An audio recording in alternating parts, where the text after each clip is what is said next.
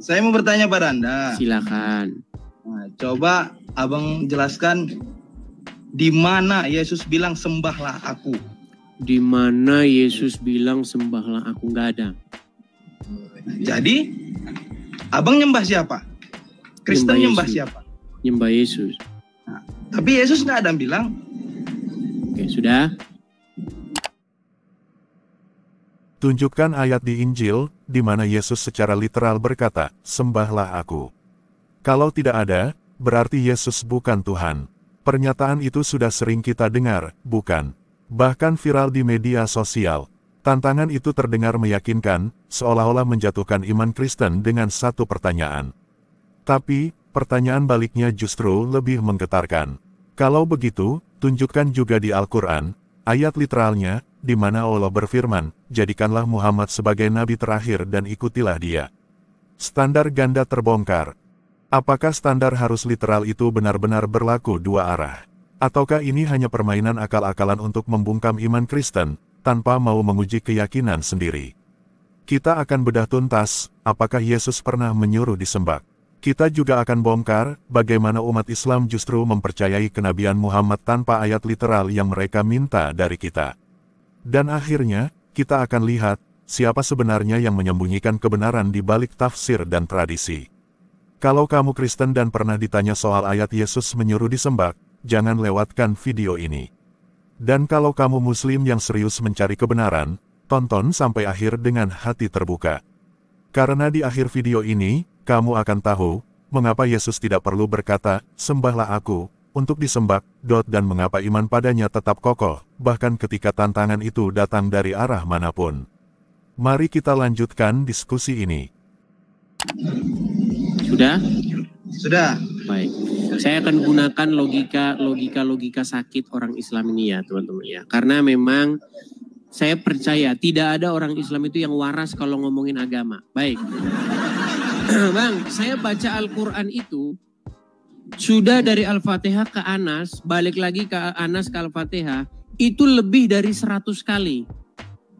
Coba, di Quran mana ada Muhammad berkata saya adalah Nabi? Coba. Jadikanlah saya Nabi, coba. Di Quran mana? Kami nggak nyembah Muhammad. Bang, saya nggak nanya itu. Anda menjadikan Muhammad sebagai Nabi nggak? Abang bertanya, saya menjawab. Bang, tenang Kami dulu. tidak menyembah Tenang. Apakah Anda menjadikan Muhammad sebagai Nabi? Iya, Nabi. Oke, di mana dalam Al-Quran jadikanlah saya Nabi? Coba. Iya. Saya tidak menyembah Muhammad. Ini nggak nyambung. Abang yang tidak menyambung. Kami mengucap asyhadu alla ilaha illallah wa asyhadu anna Muhammadar Rasulullah. Tadi kan statement Anda begini. Kalau orang tidak memerintahkan, maka logika Anda jangan dilakukan. Setuju? Yesus tidak pernah bilang sembahlah saya. Berarti logikanya jangan sembah Yesus, betul? Ya. Oke. Adakah perintah kepada Muhammad, wahai umat Muslim, jadikanlah aku sebagai Nabi dalam Al-Quran? Ada nggak perintah seperti itu? Yang merintahkan siapa? Kalau Allah Muhammad. Nabi. Iya. Ada nggak Muhammad mengatakan, jadikanlah tidak. saya Nabi, wahai umat Muslim? Ada nggak? Tidak. Cuman kami tidak. Terus kenapa kau jadikan dia Nabi? Berarti kamu nekat yang nyata. Tahu arti Nabi. Gini loh, saya itu hanya ingin menggunakan nalar logika kalian. Tahu arti Nabi. Kalau tidak diperintahkan, bukan artinya sesuatu itu dilarang. Satu contoh ya. Coba, ada nggak di sini tertulis bahwa ini gelas? Ada nggak? Ada nggak dibilang saya adalah gelas? Ada nggak tertulis di sini? Ya. Tidak ada. Apakah artinya ini bukan gelas? Itu gelas. Oke. Di dalam Bible tidak ada Yesus bilang sembahlah saya, tolong sembah saya. Nggak ada. Tetapi di dalam Bible Yesus itu disembah. Tidak pernah Yesus bilang jangan sembah saya. Nggak ada. Ketika Yesus disembah, dia tidak pernah menolak. Tetapi Yesus tidak pernah minta-minta dirinya untuk disembah. Yang minta-minta disembah itu justru setan. Iblis yang minta-minta disembah itu. Nah, karakter iblis itu sama. Karakter iblis di dalam Bible itu sama seperti Allah. Allah minta-minta disembah dia. Coba sekarang saya tanya, Allah minta-minta disembah enggak?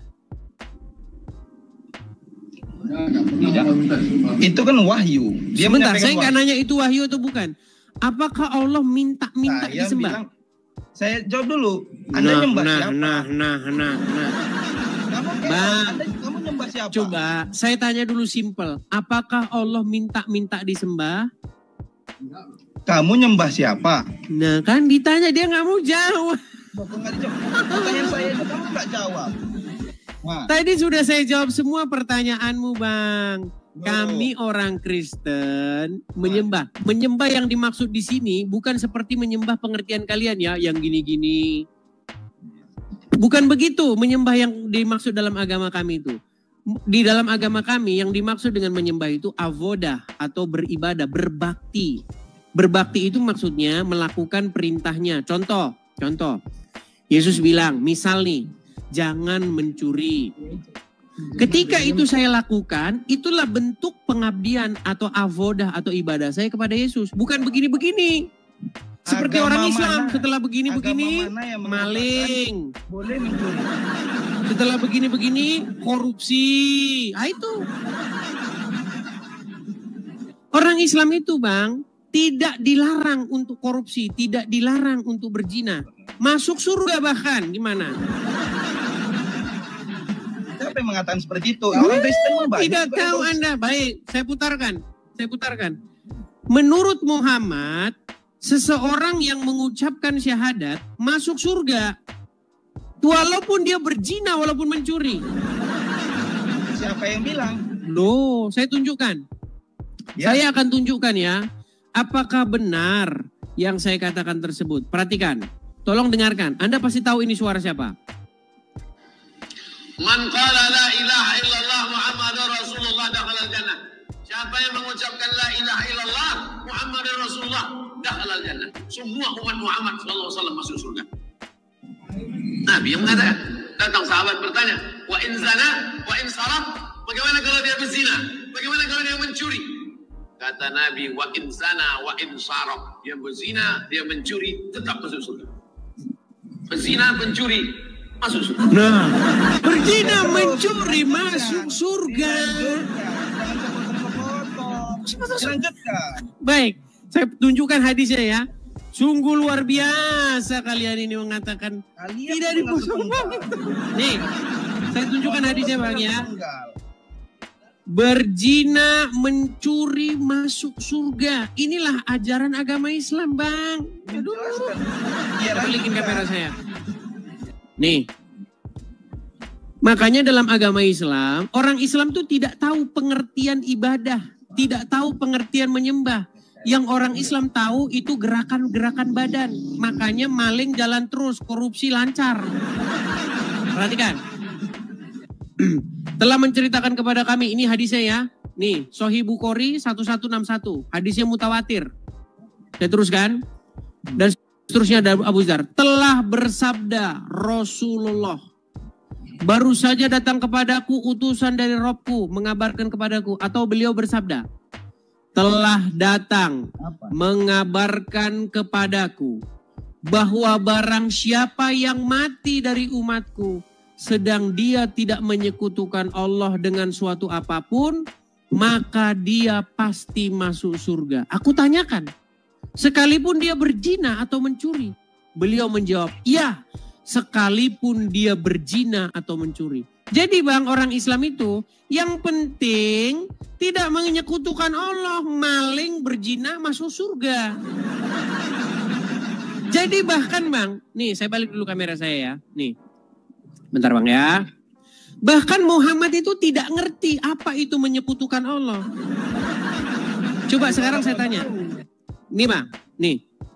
Ketika seseorang lebih mentaati iblis lebih mengikuti perintah iblis ketimbang perintah Allah, dia sedang menyekutukan Allah nggak? Maksudnya coba ulang Bang. Pelan-pelan ya, pelan-pelan. Ya. Ketika Allah berfirman, jangan berzina. Tetapi seseorang tersebut malah lebih mengikuti iblis dengan melakukan zina. Pertanyaan saya, dia sedang menyekutukan Allah nggak pada saat itu? Iyalah. Iya. Kan karena dia berzina, betul? Ya. Nah, tapi kata Muhammad, orang yang berzina, yang penting dia tidak menyekutukan Allah masuk surga. Makanya Muhammad tidak ngerti apa itu menyekutukan Allah. Muhammad itu ilmu agamanya tidak lebih baik daripada Anda.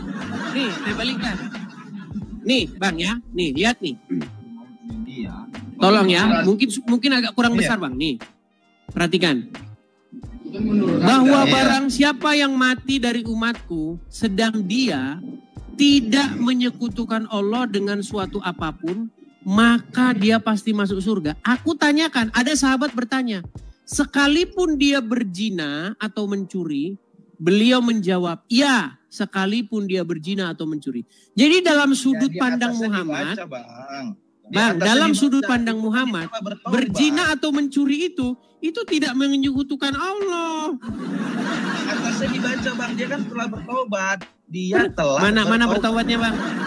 Coba tunjukkan kepada saya kata-kata bertobatnya, mana? Maknanya, baca dari atas. Telah menceritakan kepada kami Musa bin Maimun, telah menceritakan kepada kami Wasi, Adab dan seterusnya, Abu Dzar radhiyallahu anhu, telah bersabda Rasulullah, baru saja datang kepadaku utusan Robku untuk mengabarkan kepadaku. Atau beliau bersabda, telah datang mengabarkan kepadaku bahwa barang siapa yang mati dari umatku, sedang dia tidak menyekutukan Allah dengan suatu apapun, pasti masuk surga. Aku tanyakan, aku ini maksudnya sahabat Muhammad.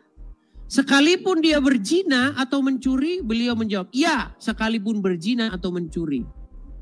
Gak ada di sini pertaubatan, mana Bang? Itu udah salah itu udah salah. Berarti Muhammad salah di sini. Bukan buka Al-Quran, iya kan? Oke sebentar, berarti ini hadis ini sesat. Ya, abang aja lah mencernanya. Loh, enggak, aku tanya dulu sama abang. Menurut abang hadis ini menyesatkan enggak? Iya. Kalau dari kata-kata seperti itu, iya. Oke, berarti kesimpulannya karena Muhammad menyesatkan, betul? Loh, itu bukan Muhammad, itu kan hadis. Bang, itu hadis ini Bang. kata siapa? Dari siapa hadis ini? Itu kan penerusan dari syekh yang akan yang telah berlalu. Tapi dikatakan dari Muhammad kan, Rasulullah bersabda kan? Ya sama aja kayak orang abang kan bisa aja berdusta. Nah, baik. Maka saya pernah mengatakan begini Bang. Ini abang ini mantap nih. Gini Bang, saya pernah bilang begini. Kalau Anda membaca hadis dengan sungguh-sungguh, satu malam saja Anda habiskan untuk mempelajarinya, maka akan Anda simpulkan bahwa buku itu menyesatkan dan Anda segera jual atau Anda buang itu kepada tukang loak. Setuju? Saya lihat dulu hadisnya sahih atau tidak. Kan saya punya Al-Quran.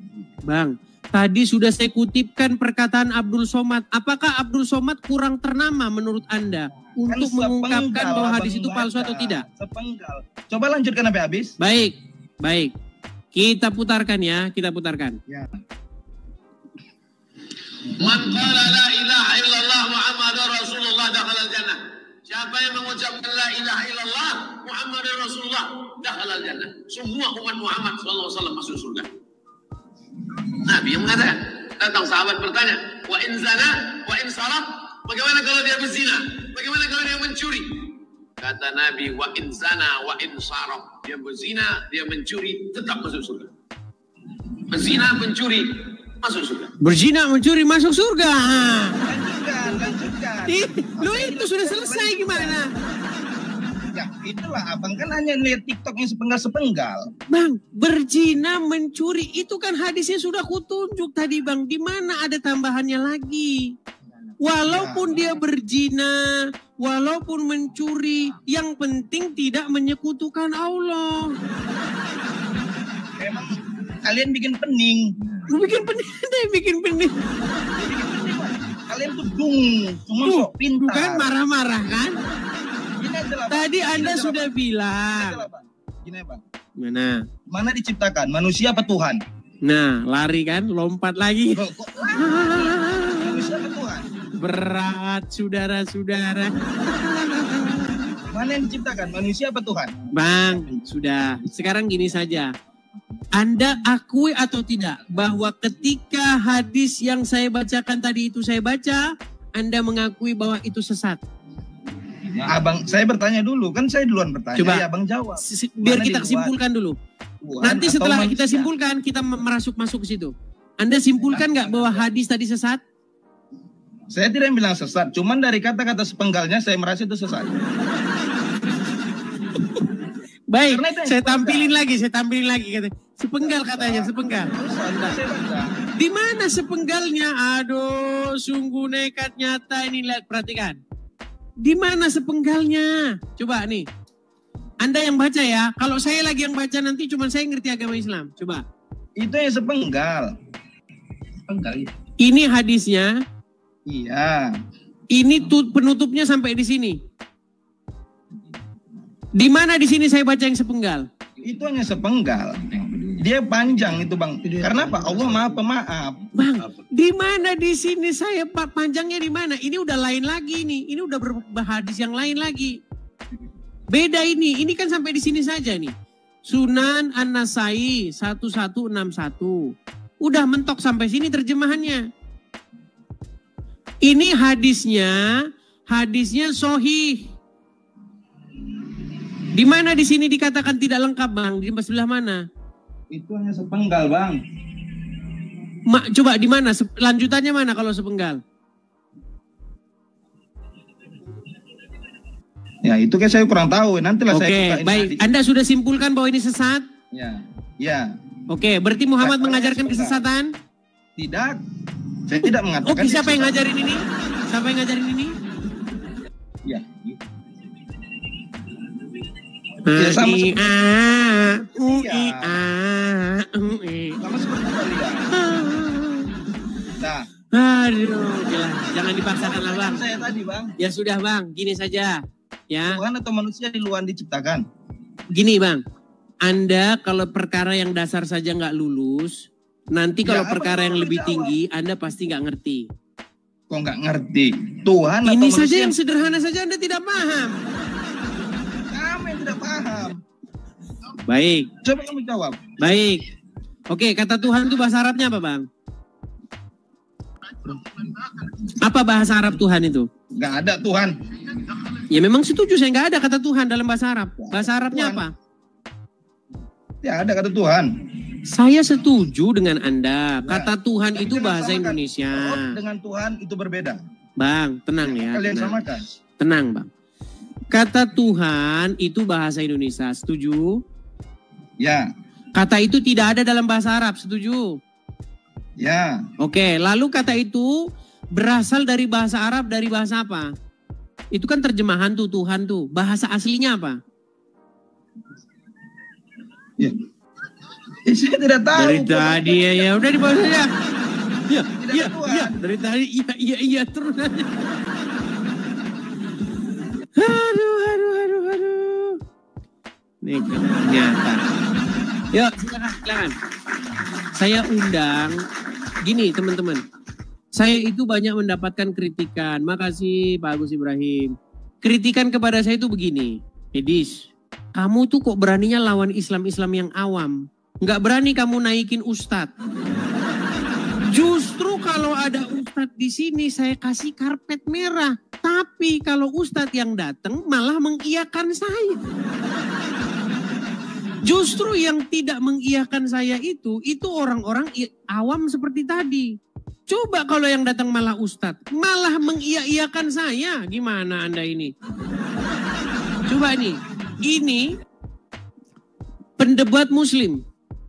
Apakah dia mengiyakan saya bahwa Muhammad itu adalah robnya umat Islam. Bahwa robnya umat Islam itu adalah mayat. Perhatikan.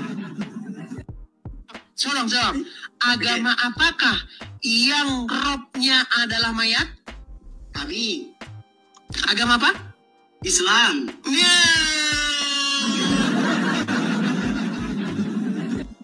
Coba, apakah kalian masih mau membantah lagi? Nih, pernyataan-pernyataan pakar-pakar agama Islam ya menyatakan hal yang setuju dengan yang saya nyatakan. Saya kasih contoh lagi nih. Selanjutnya, ia menentang saya untuk mengatakan kepada seluruh umat muslim bahwa Nabi Muhammad adalah Rob. Wahai umat muslim, percayalah bahwa Nabi Muhammad itu adalah Rob kita. Percayalah bahwa Nabi Muhammad adalah Rob kita. Jadi Rob kalian itu Muhammad gimana? Makanya yang inbox saya jangan lagi bilang kamu beraninya sama orang Islam awam. Justru kalau orang Islam yang mengerti malah mengiyakan saya di sini. Mana Anda ini? Tapi sekalipun demikian, saya tetap akan mengunggulkan atau mendahulukan orang Islam yang ngerti agama Islam. Ya, silakan. Jika Anda mengerti agama Islam, ajukan permintaan naik, kita diskusi. Ya, kita naikkan yang selanjutnya. Yang Kristen-Kristen tolong tarik permintaan kalian ya. Saya lihat ini banyak nama-nama yang Kristen. Teman-teman, sahabat-sahabatku yang Kristen, coba cek HP kalian. Apakah kalian sedang mengajukan permintaan naik? Tarik kalau ada kalian sedang mengajukan permintaan naik ya. Yang Kristen-Kristen, kalian saya kasih ini aja nih. Nih, orang Kristen saya kasih ini aja. Sahabat-sahabatku dalam Tuhan Yesus, kalian saya kasih ini ya. Nih, ada pemberian buat kalian. Nah, itu saya kasih kalian itu. Nah, itu. Kalau orang Kristen saya kasih durung-durung aja. Saya kasih kolektor. Untuk teman-teman Kristenku, bagaimana sih cara mensupport Edis TV? Bagaimana sih cara supaya Edis TV terus on air dalam belasan bahkan puluhan tahun ke depan? Kita ada program untuk pendirian rumah apologet. Jadi kalau teman-teman mau mensupport saya, support Edis TV, caranya itu ada di layar. Kalau teman-teman ada berkat berlebih, teman-teman bisa support di situ. Ya, silakan screenshot, tangkap layarnya. Bagi teman-teman yang nonton di YouTube, itu ada tulisan berjalan tuh, yang jalan itu, yang bergerak itu. Nah itu sama tulisannya dengan ini. Jadi kalau mau mensupport bisa lewat situ. Zelle juga bisa. Ya, seperti itu. Jangan mengajukan permintaan naik ya. Kasih kesempatan kepada yang muslim. Berikan mereka kesempatan. Oke? Oke. Kita kasih naik ada Alan Official. Coba kita kasih naik ada Alan Official. Ya, selamat malam Saudara Alan. Bang Edis TV. Silakan nyalakan kamera, Bang. Ya.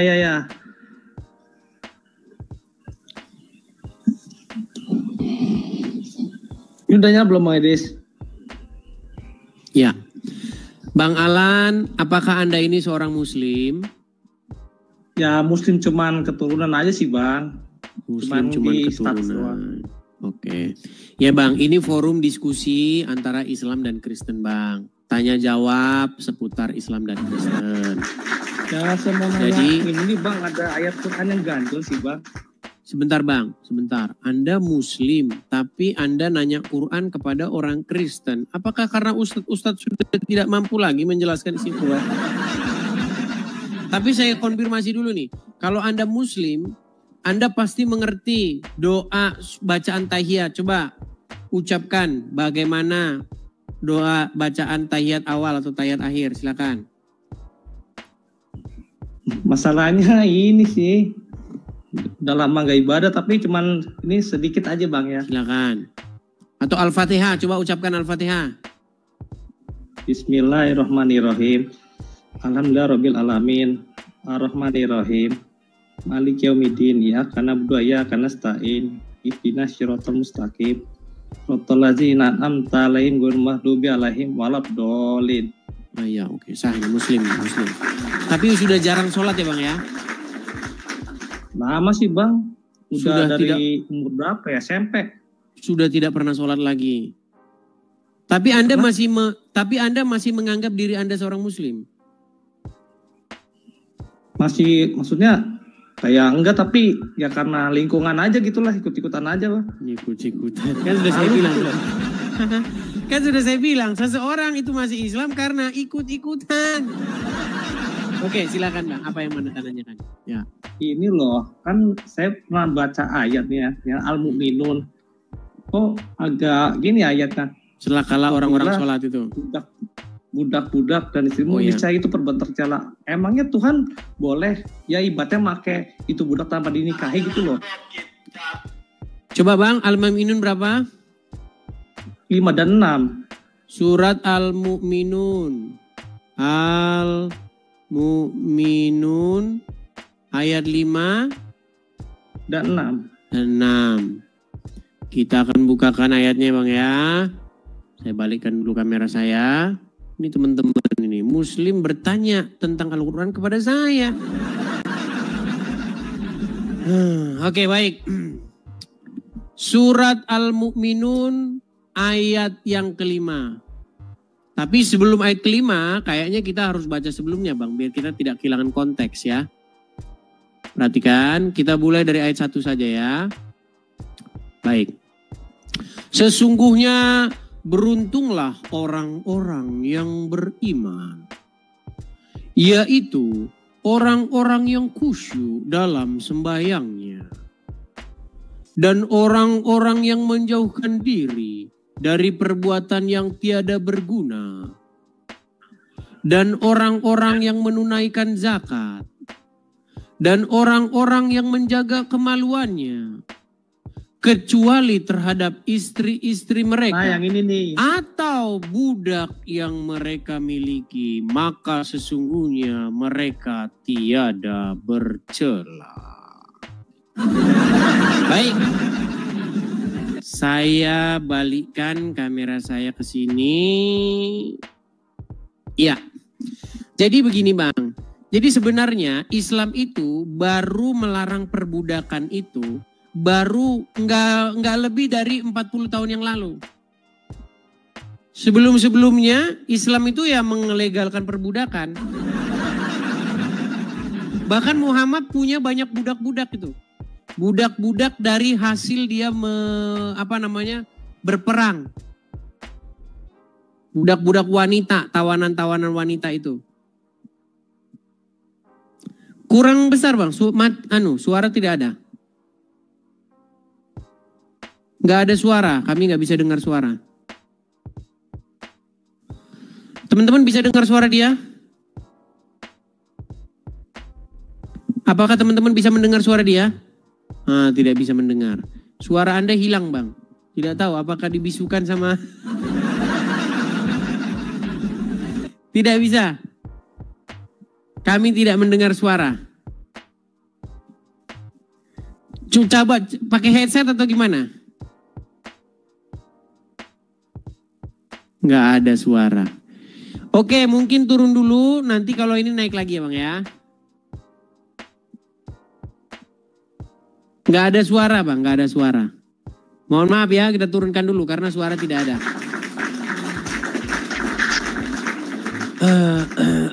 Ya itulah teman-teman ya. Jadi di dalam Al-Quran itu dikenal dengan istilah ada milkul yamin, budak-budak dari harta, dari peperangan. Bahkan saya pernah katakan, sebelum Muhammad jadi nabi, menurut literatur orang Islam, Muhammad itu seorang pedagang. Tapi dia hidup berkekurangan. Jadi kalau ada orang muslim bilang Muhammad sebelum jadi nabi orang kaya, bohong. Menurut Al-Quran sebelum Muhammad jadi nabi, dia itu orang yang sangat miskin. Orang yang berkekurangan uang. Setelah dia jadi nabi, dia jadi orang kaya karena dapat harta jarahan perang. Kata Abdul Somad, 40 miliar dia dapat setelah dia jadi nabi. Ya silakan. Saya Muslim. Boleh kalian naik. Naiklah kemari dan bertanyalah kepada saya, dari mana saya dapatkan itu. Kalau saya bohong, nggak usah kamu bikin-bikin laporan ke Mabes Polri, capek kamu. Lompat saya dari Monas kalau saya bohong. Nekat yang nyata Anda ini. Silakan kalau mau belajar ke sini. Saya tunjukkan mana dalil-dalilnya bahwa Muhammad tadinya orang miskin, orang nggak punya apa-apa, setelah jadi nabi jadi orang kaya.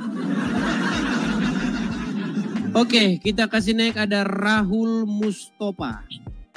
Selamat malam Rahul Mustafa. Rahul. Baik, kita turunkan ya. Kalau Muslim sudah tidak berani naik, jangan naik-naik. Ya, yuk. Kita kasih naik ada anak rantau. Anak rantau. Ya, silakan anak rantau nyalakan kamera Anda. Anak rantau Muslim Bang?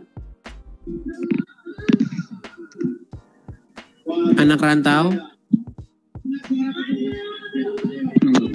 Ya, Abang Muslim. Bang, saya tidak dengar suara Bang. Jangan ngangguk-ngangguk. Abang Muslim. Iya. Ya, coba Bang duduk yang tenang dulu. Yang bagus duduknya. Bagaimana? Oke.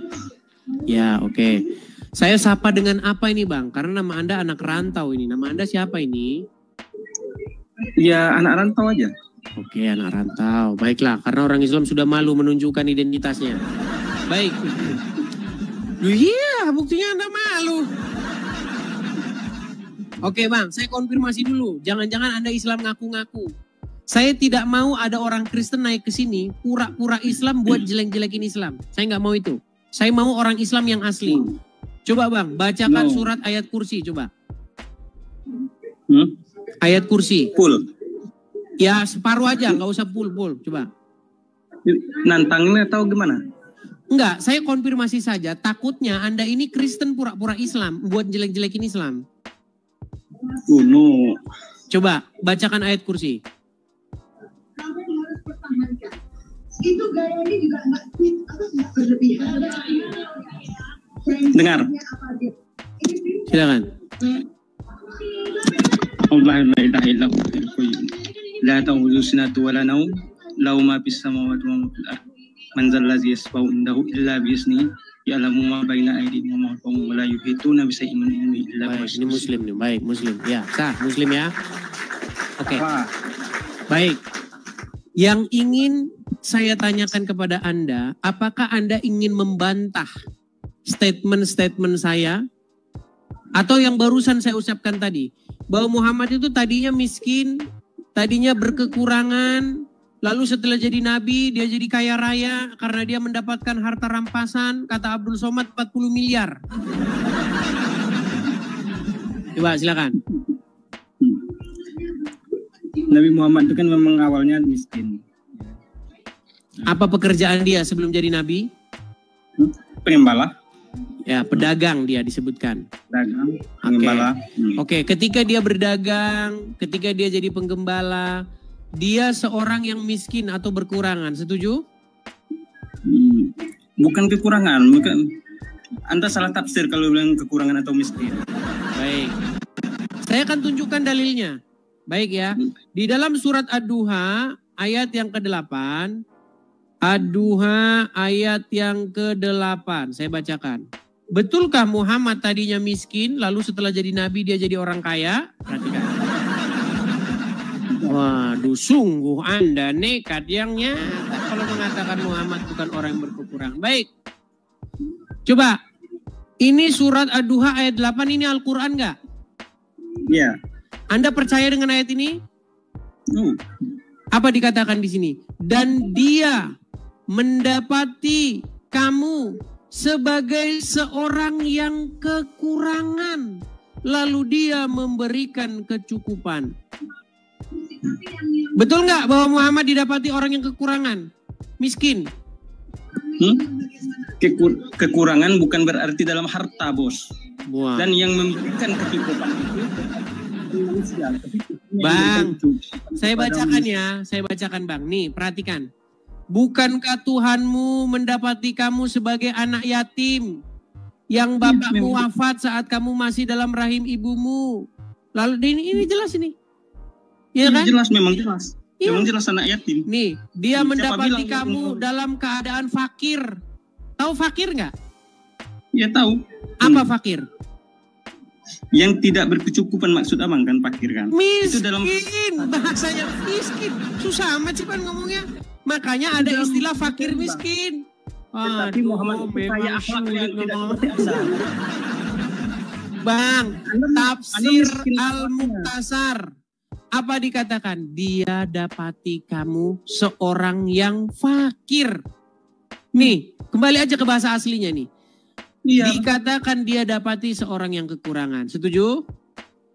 Oke, lalu dia di sini merujuk kepada Allah memberikan kecukupan, betul? Baik, saya balik lagi kamera saya.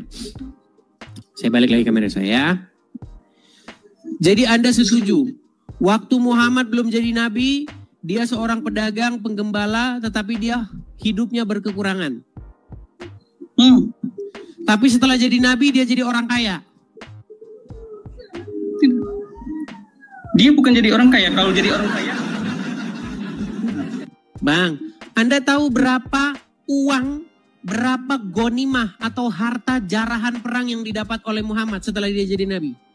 Itu bukan untuk dia sendiri, bos, tetapi dibagi-bagikan untuk semua daerah perang. Saya bacakan. Memang Anda ini nggak ngerti Quran sama sekali. Baik, saya bukakan ya.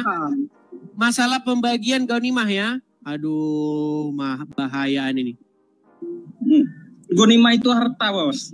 Iya, ghanimah itu apa sih artinya? Ghanimah itu harta rampasan itu. Harta rampasan perang. Kan sudah dibagi-bagi jatahnya. Perhatikan, kita buka dalam surat Al-Anfal ayat 41. Dapat makan sendiri. Al-Anfal ayat 41. Memang baca, Anda ini sungguh nekat yang nyata ya. Baik. Baca terus semua. Baik, saya balikkan kamera saya. Ini sudah dibagi jatahnya Muhammad berapa persen? Oh, Anda bilang nih. Lihat.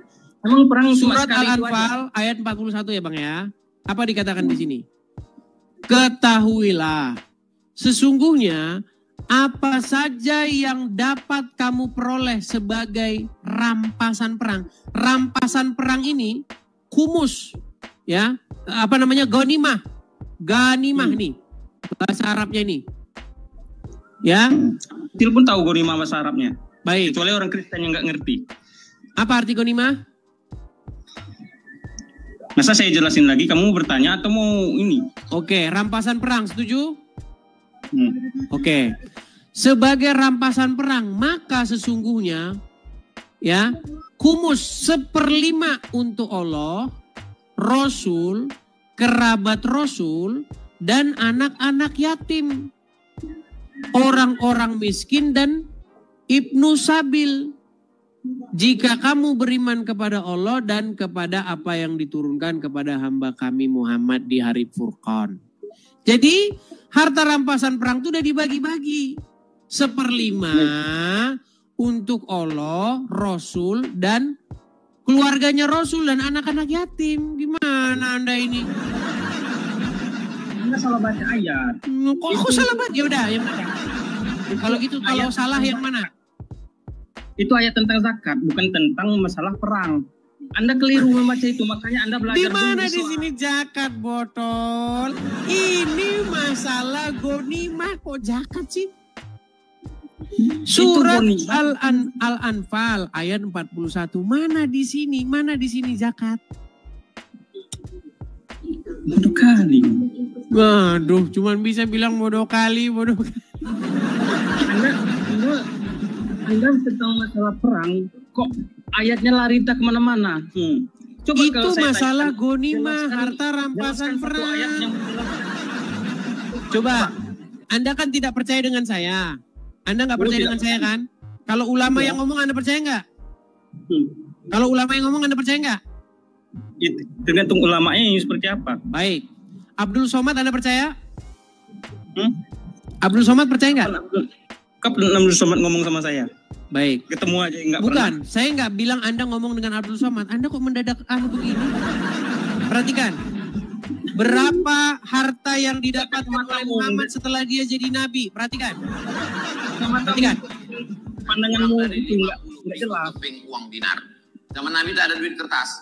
Zaman Nabi itu uangnya di dinar. Uang dinar itu satu keping beratnya 4,25 gram.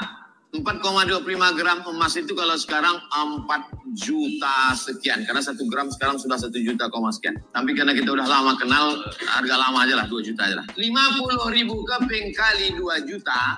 Kalau di total sekarang rupiah berapa dapat Nabi waktu perang Badar tahun kedua itu? 50.000 keping kali 4,25 gram kita hargai 2 juta. 100 miliar. 100 miliar itu berapa persen untuk Nabi? Wa'lamu annama ghanimtum min syai'in fa inna lillahi khumusahu. Nabi Muhammad mendapat jatah rampasan perang khumus, khamsah 5, khumus 1/5, 20%. 20 miliar dari perang Badar. Tapi duit itu 20 miliar dia dapat dari harta rampasan perang. Makanya saya bilang, waktu Muhammad belum jadi nabi, dia hidup berkekurangan. Setelah dia jadi nabi, dia bergelimang harta. Mana Anda itu sungguh nekat yang nyata Anda. Dari mana Muhammad mendapatkan harta? Apakah dari berdagang? Apakah dari mancing? Apakah dari apakah dari penggembala? Bukan. Dari menjarah harta orang. Gimana Anda ini? Mereka kan berusaha kan? Ya itulah kerjaan nabimu. Gimana menang? Sekarang saya tanya, kerjaan Muhammad apa? Apa kerjaan dia? Kerjaan dia dulu kan? Enggak, dulu sebelum jadi nabi dia orang baik. Sebelum jadi nabi Muhammad tidak pernah punya kasus, nggak pernah menikahi anak kecil, istrinya juga cuma 1. Setelah dia jadi nabi, apa kerjaan dia? Apa kerjaan Muhammad setelah jadi nabi? Nabi dulu berperang karena dimusuhi orang-orang yang kafir. Ditanya apa kerjaan Muhammad setelah jadi nabi apa? Bingung dia kan? Kerjaan dia menjarah. Makanya ada harta jarahan perang namanya gonimah. Ini gimana sih orang malu ngaku? Sumber penghasilan dia itu dari ngejarah. Dari mana dia? Coba. Loh, apa jarahan? Apa arti gonimah? Apa arti gonimah? Bisa banyak itu. Enggak, saya tanya dulu, apa arti gonimah? Oke, gonimah harta rampasan perang. Rampasan perang, oke. Rampasan perang, berarti kerjaan Muhammad ngerampas, bener nggak? Diam. Ente jelaskan, kalau memang Nabi Muhammad itu kaya kena rampasan perang, ente bilang, kemana hartanya semua itu? Justru itu, makanya saya tanya, kemana duitnya dibikin? Kemana duitnya dibikin? Anda tahu bagaimana riwayat Muhammad disuruh ada sahabatnya main judi. Pernah tahu? Ada sahabatnya main judi, terus Muhammad bilang, kenapa nggak tambahin taruhannya? Tahu riwayat itu nggak? Tahu riwayat itu nggak? Mana ada sahabat main judi? Nggak tahu dia teman-teman. Makanya belajar lagi kau agama Islam belajar. Fitnah, sungguh nekat yang ini. Baik. Kita akan tampilkan ya, apakah saya ini ngada-ngada atau tidak ya. Nih.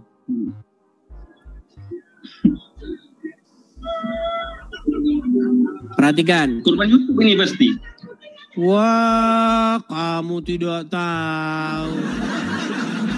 Perhatikan. Perhatikan ya.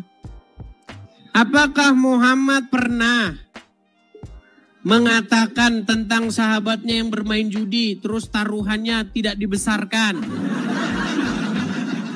Perhatikan. Pastor yang bermain judi itu. Lu gimana Anda ini? Pastor kalau tidak jadi pastor dia tidak kaya karena dia mengutip uang-uang apa namanya itu kalau di gereja. Perhatikan. Apakah ada sahabat yang pernah main judi lalu kemudian Muhammad mengatakan yang demikian? Saya kutipkan ya. Ini ceramah. Baik, kita kutipkan ini. Tapi ini sayangnya ceramahnya agak panjang. Saya cari ceramah pendeknya ini. Bentar. Nah, masih mau cari. Aduh. Loh. Karena perhatikan ya, perhatikan. Buka kacamatamu biar nampak jelas. Lari ke kacamata dia. Mana ya pernyataan Gus Baha ya? Hancurnya. Di sini gua hancur nih sesat umat ini. Hancur bagaimana? Ini terlalu panjang sayangnya videonya. Tapi saya janji saya akan kutipkan itu teman-teman. Bagaimana? Ada dalilnya, perhatikan. Belum lawan ustaz kamu. Saya punya padanan itu dalam kitab Hikam. Nabi Ibrahim itu Khalilur Rahman, tentu bencinya minta ampun sama yang namanya maksiat. Suatu saat beliau diterbangkan di alam malakut. Itu kalau di Hikam saya halaman itu pencitraan banyak tuh, gaji-gaji tidak bisa baca kitab, tapi di rumah punya kitabnya besar-besar.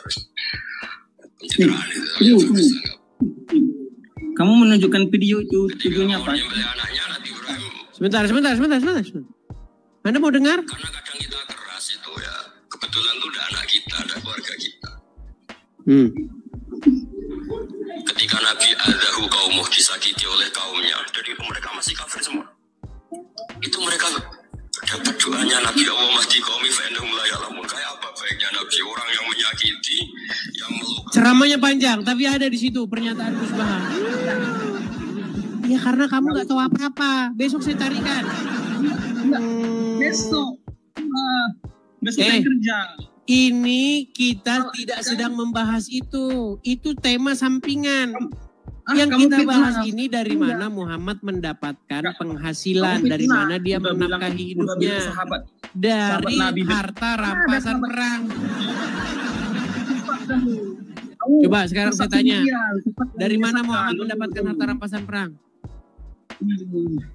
Dari mana Muhammad mendapatkan harta rampasan perang? Ya dari dia menang. Coba kalau dari Anda dia menang. Berarti dia menghidupi dirinya dari harta rampasan perang, setuju? No. Terus dari mana? Dia makan dari hasil apa sendiri? Dari istrinya mana dalilnya? Mana dalilnya? Istrinya orang paling kaya, nggak perlu pakai dalil. Itu kisah Rasul. Tidur kau di bawah. Kalau nggak pakai dalil, tidur di bawah. Kita diskusi nggak pakai dalil, terus kita ngapain? Main lempar. Yuk, silakan. Kita kasih naik ada Martin Alwis. Ya, selamat malam Martin Alwis. Nyalakan kamera Anda. Bang, boleh di ini bang? Boleh apa? Diundang? Oh, Anda tidak bisa menyalakan kamera ini. Anda Muslim? Sebenarnya bang, aku cuma mau bilang aja Kristen. Lawan Bang Edis ini sebenarnya gampang sih sebenarnya. Boleh nggak sih bang? Mohon maaf bang ya, saya turunkan dulu bang ya, saya turunkan ya. Kita di sini bukan mau cerita-cerita, mohon maaf, bukan saya sombong ya, saudara-saudaraku di dalam Tuhan Yesus, bukan saya sombong. Di sini forum diskusi antara Islam dan Kristen, bukan diskusi ngerumpi ya. Channel saya bukan seperti channel orang lain teman-teman. Kalau di channel Muslim ngerumpi tentang Kristen, ya biar mereka. Di sini saya kasih Muslimnya itu panggung, saya kasih kesempatan mereka langsung untuk membantah argumen-argumen saya. Yuk, silakan. Iya, mereka sudah tidak bisa lagi membantah argumen-argumen. Mereka bisanya cuman mempersekusi, lapor polisi. Kalau untuk diskusi nggak mampu mereka udah. Ya, Muhammad Rian, silakan nyalakan kamera Anda. Halo. Ya, silakan Bang, nyalakan kamera Anda. Oke. Bang Muhammad Rian, Anda ini Muslim atau gimana Bang? Muslim. Muslim. Tadi kita sedang membahas mengenai dari mana Muhammad menafkahi dirinya. Bang, Abang mukanya separuh Bang. Jangan malu Bang. Nah gitu. Oke. Tadi kita berbicara mengenai bagaimana Muhammad menafkahi dirinya. Sebelum dia jadi nabi, diriwayatkan bahwa dia itu punya istri satu namanya Khadijah. Seorang pedagang. Jadi kerja Muhammad itu membantu istrinya berdagang. Tetapi kata Al-Quran, waktu dia itu seperti itu, hidup dia berkekurangan. Ayatnya di dalam surat Ad-Duha ayat 8. Nah setelah dia jadi nabi, dia berkecukupan. Bahkan kata Abdul Somad, dia dapat 20 miliar. Nah, yang saya tanyakan kepada Anda nih, betul tidak bahwa Muhammad mendapatkan penghasilannya dari menjarah, merampas? Kayaknya bukan kayak gitu, Bang. Terus ya sudah, Muhammad dapat nafkah dari mana?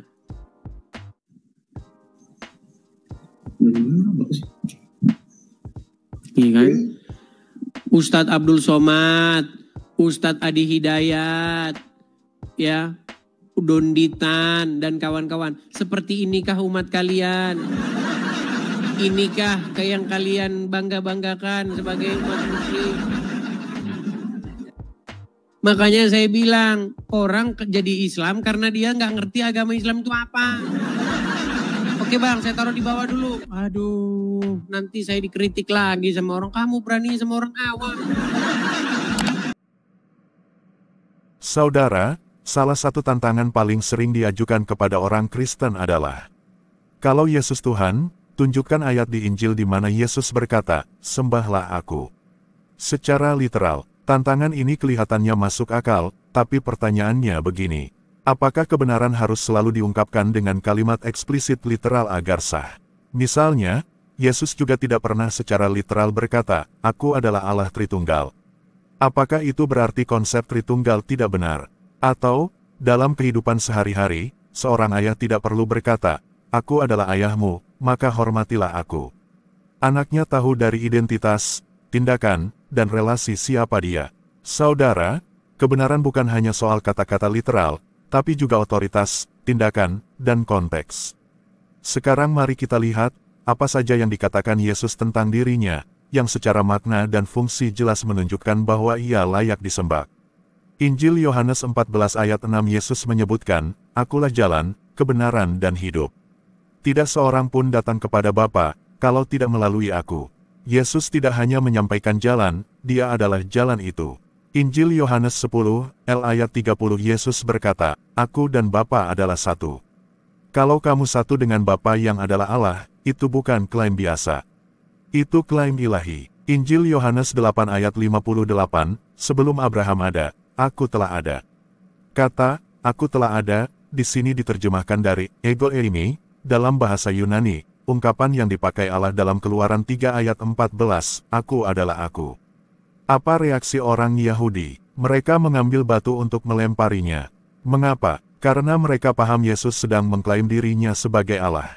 Ini penting. Kalau Yesus bukan Tuhan, maka ia pasti melarang penyembahan kepadanya, seperti yang dilakukan oleh para nabi sejati.